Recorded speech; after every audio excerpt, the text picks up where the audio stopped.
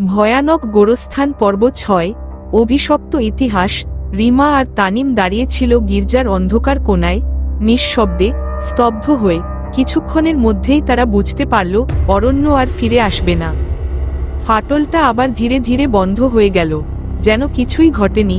কেবল অরণ্যের শেষ চিৎকারটা গির্জার গায়ে গায়ে প্রতিধ্বনি হয়ে বাজতে লাগল।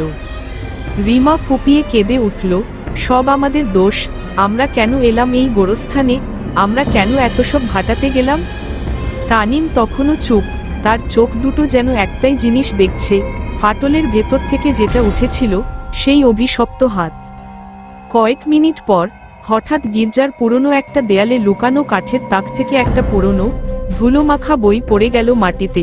বইটা খোলাই ছিল, যেন কেউ তাদের দৃষ্টি আকর্ষণ করার জন্যই ফেলে দিয়েছে। তানিম বইটা তুলে নিল।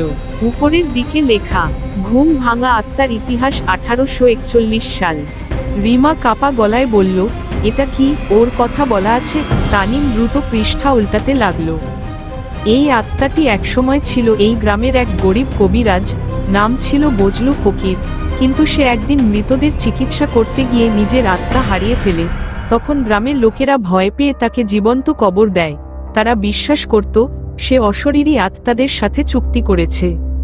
কিন্তু বজলুর আত্মা মারা যায়নি, বরং গভীর ঘুমে চলে যায়, আর প্রতিজ্ঞা করেছিল যে তার ঘুম ভাঙাবে তাকে সে তার জায়গায় কবর দেবে। রিমা পেছনে তাকিয়ে হঠাৎ কেঁপে উঠল। গির্জার জানালার পাশে সেই ছায়া আবার।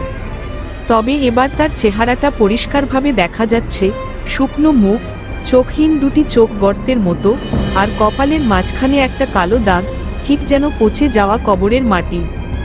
আত্মাটা এবার মুখ খুলে সরাসরি বলল, অরণ্য শুধু শুরু, এখন তোমাদের পালা। এই গোরস্থান কেবল তাদেরই রাখে যারা মৃতের ঘুমে হস্তক্ষেপ করে। কিন্তু তোমরা যদি ইতিহাস বদলাতে চাও, তোমাদের একটা কাজ করতে হবে। তানিম সাহস করে জিজ্ঞেস করল, কি কাজ?